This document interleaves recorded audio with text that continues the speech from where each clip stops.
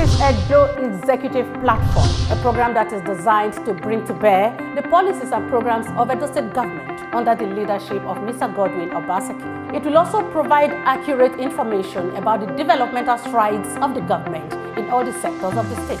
As the program unfolds, it will afford Edo people and of course residents in the state the opportunity to air their views and also contribute to the development conversation. I will commit myself to them, and I'll use every ounce of strength that God has given me to work for my people of Edo State. My name is Habiba Oyege Oyarekwa.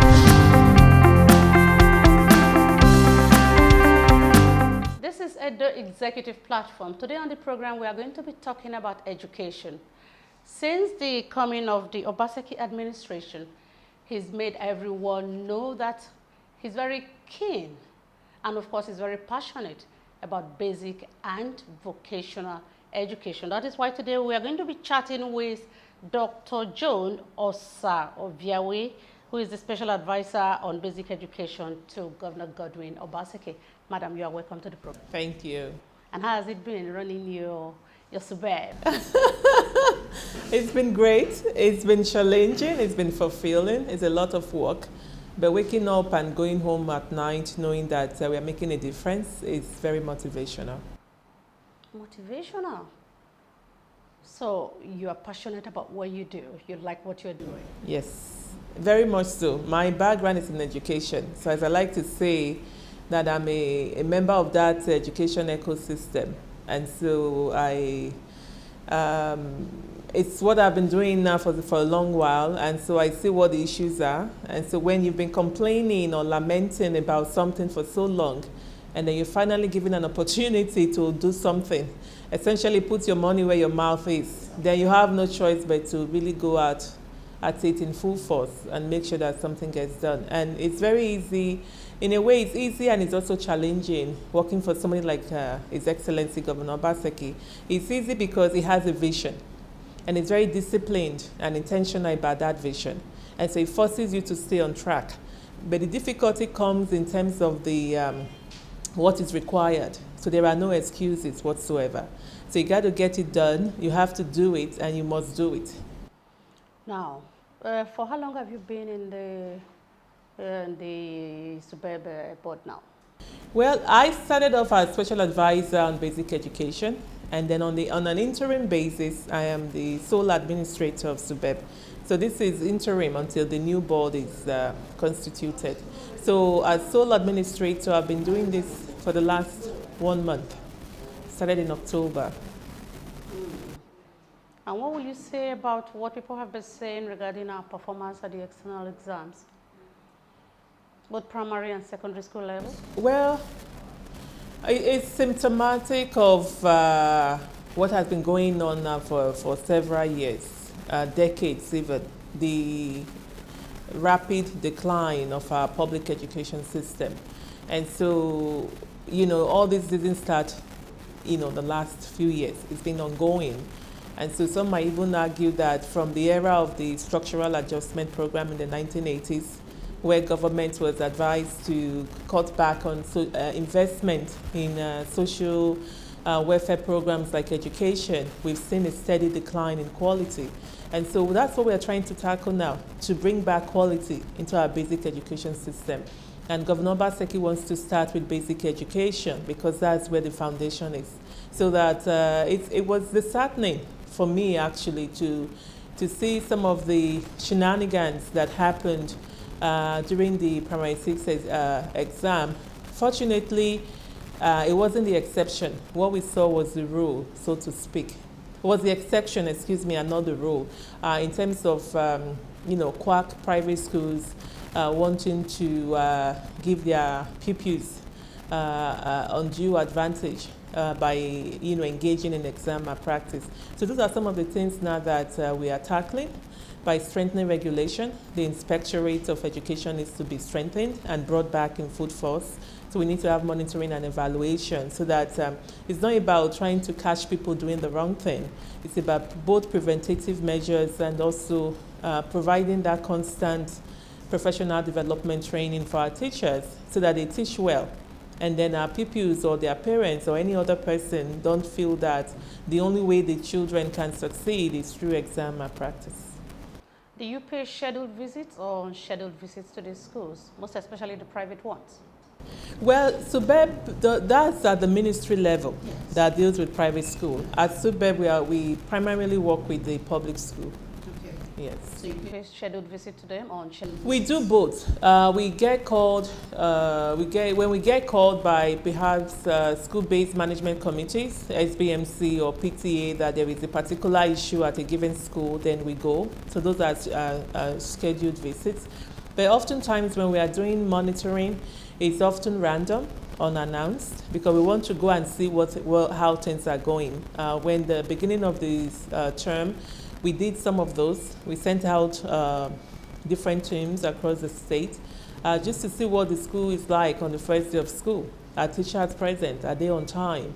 Are the pupils there ready to learn? Are they, wearing uniform? What's the condition of their uniform?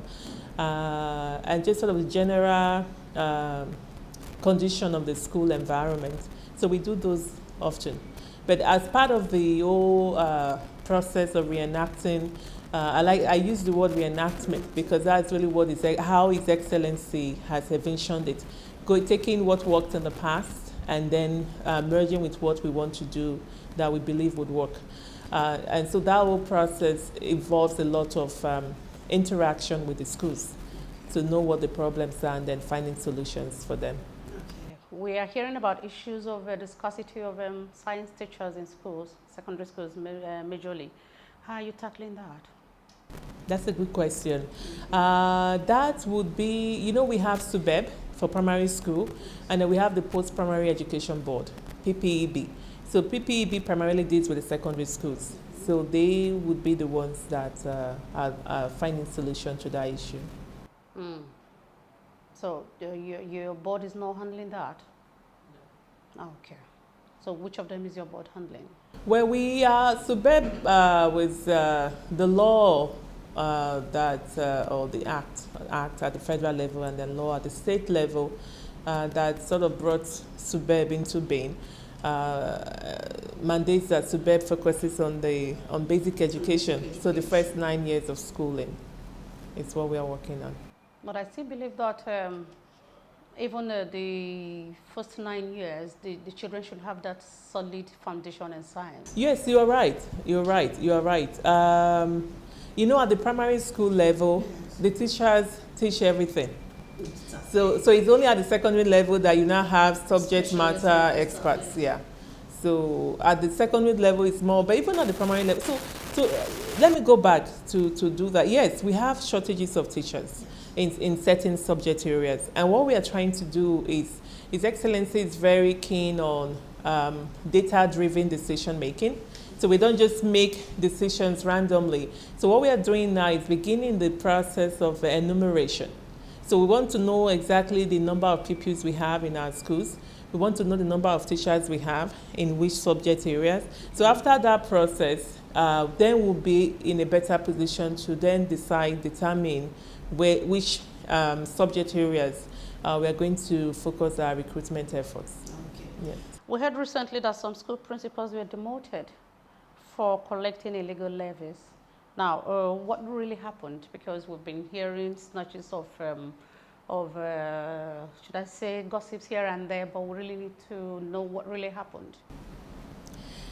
Yes, that was an issue that was taken up by the Post-Primary Education Board. From what I understand, and I'm not privy to the full details, but what I gathered is that there are certain fees that are mandated or approved for both primary and secondary schools, and school administrators are not allowed to go beyond that. And so in these instances that you've mentioned, there were allegations that additional fees were collected from the students. And so they went before the Post-Primary Education Board. An investigation was carried out, and then based on the findings, recommendations were made for their demotion. So I think that as part of the governor's broader vision for education, it's a two-pronged approach. We reward and we also punish, because there's no denying the fact that the system needs to, the wrath is from top down, bottom up. Every sector, every aspect or component of the sector needs some sort of cleaning out. And so we want to also focus on right now there's a attention paid on those who have done bad, but we also want to now start thinking of ways of rewarding and incentivizing good behavior, because there are really wonderful teachers out there. There are great administrators out there. I've come across more than a few, those who are using their own money out of pocket to make sure that their students, their pupils, have a conducive learning environment. So we don't want to forget all of those in this miasma of wrongdoing that we are dealing with. Okay. At the primary school level, what is the fee? What is the figure? What is the benchmark? At the primary school level, at the moment, and these are all part of what we are reviewing to see what is really ideal. But right now, I'm aware that the only mandated or allowed fee is for school uniforms. And that is how much? It's about 3,000 naira. Just 3,000 naira? Yeah. All right. Well, if you're just joining us, this is Edo Executive Platform, and we're chatting with the Special Advisor on a basic education to Governor Godwin Obaseki, Dr. Joan Oviawe. Well, stay with us. I will be coming back soon. I will commit myself to them, and I'll use every ounce of strength that God has given me to work for my people of Edo State. My name is Habiba Oyege Oyarekwa. Welcome back to Edo Executive Platform, and of course, Dr. Joan Oviawe is here with us in the studio, and we're talking basic education. Still talking about primary school education. A permanent secretary was suspended, I think, some time ago regarding I think primary school living certificate. You want to throw more light on that? There were different issues that were going on around the time the primary 6 exam took place. So prior to that, there was the issue that was specific to the Ministry of Education, which was the issue of the cost. There was an investigation to look into the cost of conducting the exam. So that was a committee was set up to look into it. There were concerns that the figure that was presented to His Excellency was overinflated. So I think that it was as a result of that investigation, not the primary 6 exam per se. So it was the issue of the cost of conducting the exam that led to certain punitive measures being meted out to some of the staff in the Ministry of Education, including the former permanent secretary. Now, what is your opinion regarding that particular incident? I think that when we talk about reform, before I was in the outside criticizing what was happening in government. Now I'm on the inside and my perspective has changed. Oh, yeah? Oh, yes. I remember very well. I tell people, I say I've been humbled. I've really been humbled, because it's like, oh my goodness, what you see from outside is very different from when you are inside. So one of the things that gladdens me about the current administration is the issue of accountability. We live in a society where there's no accountability. Nobody is held accountable for anything. Even your plumber or your tailor, they ruin your cloth and they say, oh, sorry, and that's it. And then they expect you to pay. You just ruined my cloth, and so to me, sometimes people, when I talk, people look at me like I'm going crazy. It's like, no, but it's a matter of accountability. So I think that's what government is bringing at various levels, because all around the world, when something is broken, somebody has to be held responsible, and that's what we are saying. So even us working for government, we are not immune. For example, we have Mr. Governor has this 48-hour rule to treat a file. And if you don't respond to a file within 48 hours, you could get a query. So just 2 days. Exactly.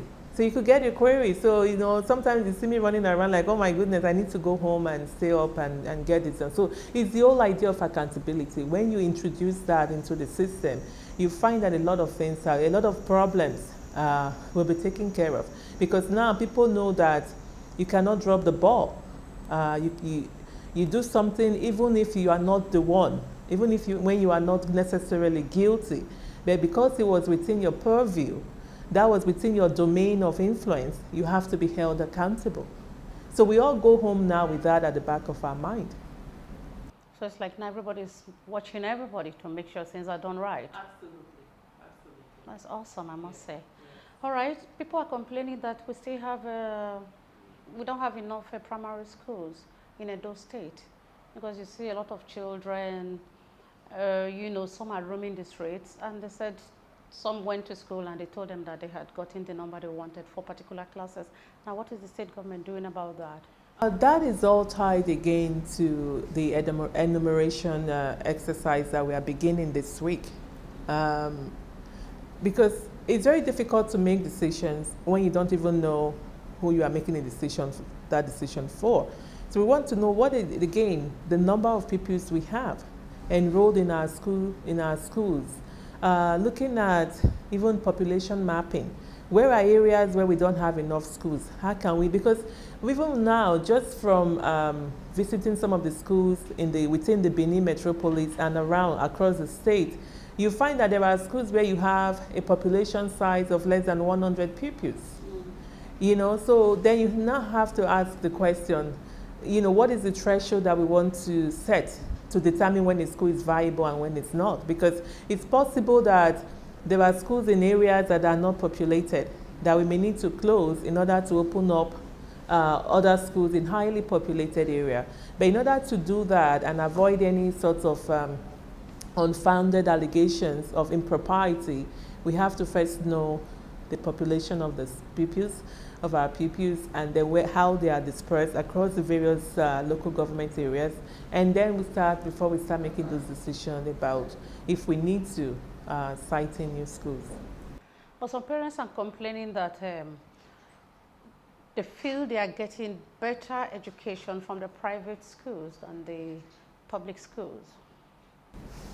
Well, yes, and it depends, because depending on what what we are doing now, if we succeed in it, and I mean, Mr. Governor is going to make sure we succeed. There are no excuses, but we're going to get to a point where the quality of public school, particularly at the basic level, is going to be improved enough so that even some parents will be taking their children out of the private schools and bringing them back to public schools.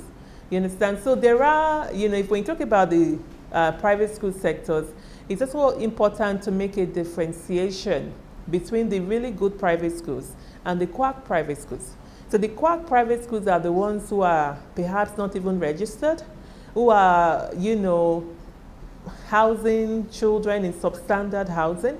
Maybe they just have a duplex and they have primary 1 to 6 in that one duplex. So we need to make that differentiation. There are private schools currently in Edo State that are in worse state than public schools. And so that's where, again, strengthening the regulation comes into place, because it's going to get to a point where even those private schools that are not registered, that are not up to standard, would face sanctions, and those that need to be closed down will be closed down. So the process of reforming the education system at the basic level is very broad-based. It's not just public. There's also aspects that would involve private schools.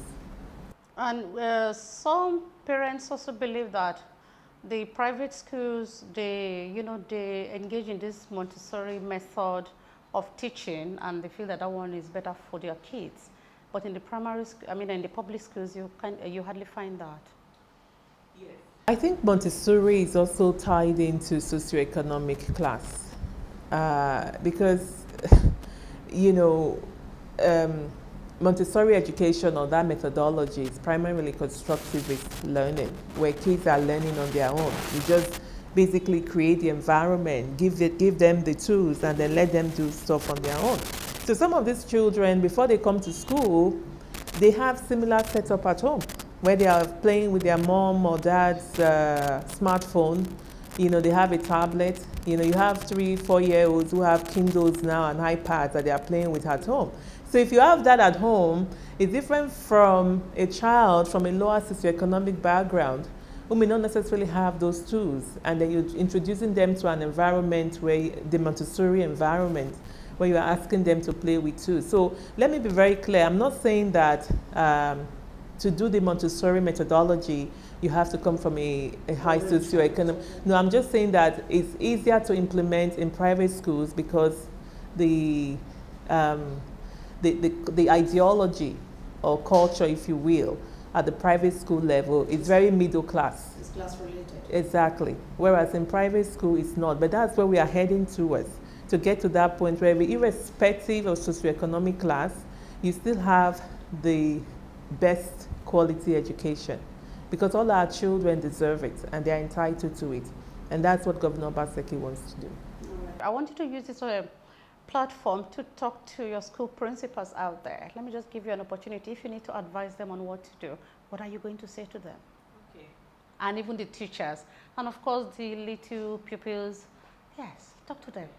So for our school headmasters and headmistresses, I want to thank you for what you're doing. Education is not a profession, it's a calling, it's a passion.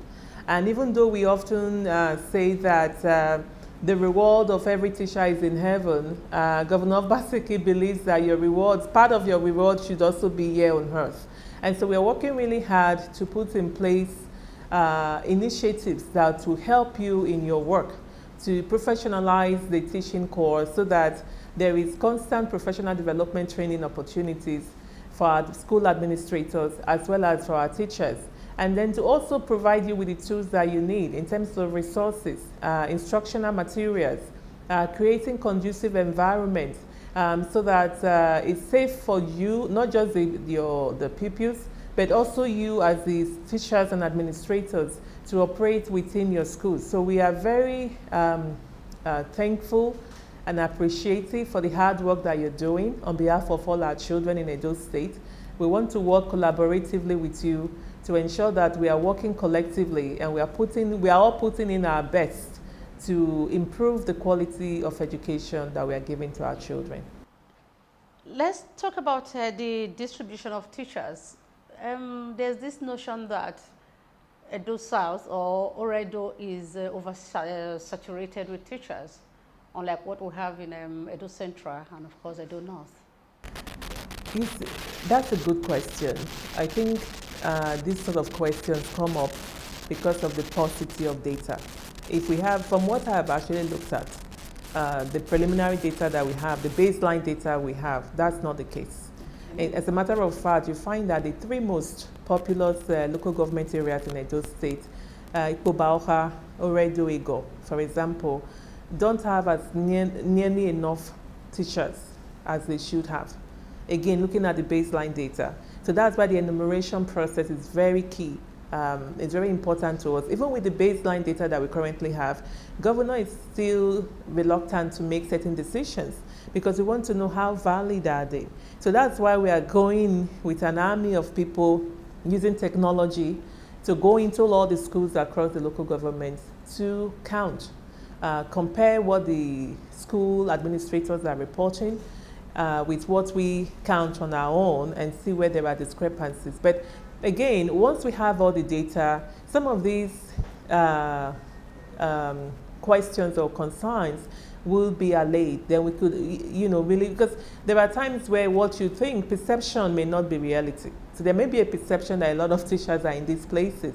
But when you actually look at the data, you realize that in some areas you're having one teacher to 50 or 60 people, whereas in another area you only have one teacher to 5 people. So we have to balance it out. I would like to say a big thank you to Dr. Joan Oviawe for coming on the program. She's the special advisor on basic education to Governor Godwin Obaseki. Thank you so very much for coming on the program. Thank you for having me. And I believe if we call on you again, you oblige us. Okay, sure. All right, teachers. For me, your reward is not in heaven. Your reward is earthly. And I want to believe that Governor Godwin Obaseki definitely will reward you for the good job that you are doing. My name remains Habiba Oyege Oyarekwa. Thank you so very much for watching. Good evening.